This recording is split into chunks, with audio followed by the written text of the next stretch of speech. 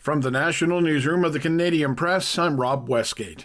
Foreign Affairs Minister Anita Anand is set to officially open up the new consulate today in Greenland, just weeks after U.S. President Donald Trump backed down on his threat of annexing the Danish territory. Anand will be hoisting a Canadian flag here in the Greenland capital of Nuuk, and dozens of Inuit from across the Canadian Arctic have flown to this city to show solidarity with Greenlanders. Ottawa and Inuit in both countries hope that the consulate will lead to more collaboration on climate change, Inuit rights, and defense. Anand will be joined at the opening ceremony by Governor-General Mary Simon and Canada's Arctic Ambassador, Virginia Mearns, both of whom are Inuit.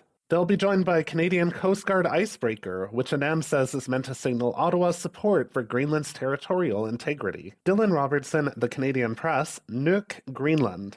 A recent uptick in violence in prisons involving inmates, guards, and a so-called inmate code is fueling concerns from advocates. The Correctional Service of Canada says there were more than 2,200 assaults in the year 21 to 22 and almost 3,300 in the last fiscal year. These long-standing and varied set of rules held one prisoner back from testifying before a Vancouver judge as he feared the consequences if he cooperated. One advocate, Catherine Latimer, says inmates and correction staff take the code seriously, and the courts should as well. The man who was behind the wheel of a semi-truck that slammed into a bus carrying the Humboldt Broncos is another step closer to deportation. Lawyer Michael Green says Immigration, Refugees, and Citizenship Canada has rejected a request from his client, Jaskirat Singh Sidhu, to stay in the country. Green says the decision means that Canada Border Services Agency is now legally obliged to remove Sidhu from Canada, but he's not sure when that might be. A previous application to restore Sidhu's permanent resident status on humanitarian grounds is still being decided. Newfoundland and Labrador's Wildlife Service is advising people who encounter wild animals in distress to report the situation to the nearest Forest Management Office. The directive comes after two men rescued a caribou struggling to keep itself afloat in some icy waters in a harbor in late January.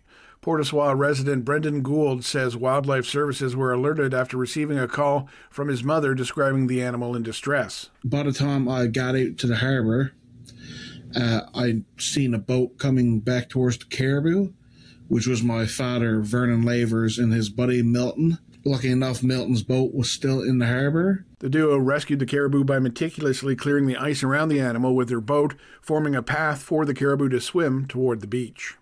And finally, overseas with some breaking news, a massive explosion has ripped through a Shiite mosque on the outskirts of Islamabad, the Pakistani capital. At least 10 worshippers have been killed and dozens more wounded. This is the Canadian Press. In sports, one Canadian team seeing action in the NHL, the Ottawa Senators scoring just 47 seconds into overtime to snag a 2-1 win from the Philadelphia Flyers. The Flyers have lost 12 of their last 15, while the Senators have won their fifth game in 6 outings, and this, of course, heading into the Olympic break. Elsewhere around the league, the Islanders topped the Devils 3-1. The Pens outplayed the Sabres to post a 5-2 victory. The Caps doubled up on the Preds 4-2. Carolina blanked the Rangers 2-0. The Lightning shocked the Panthers 6-1. And Vegas trumped LA 4-1. Briefly in the NBA, the Toronto Raptors celebrating 1 year with Brandon Ingram on the team, with the big guy putting up a 33-point performance en route to a 123-107 win against the Chicago Bulls.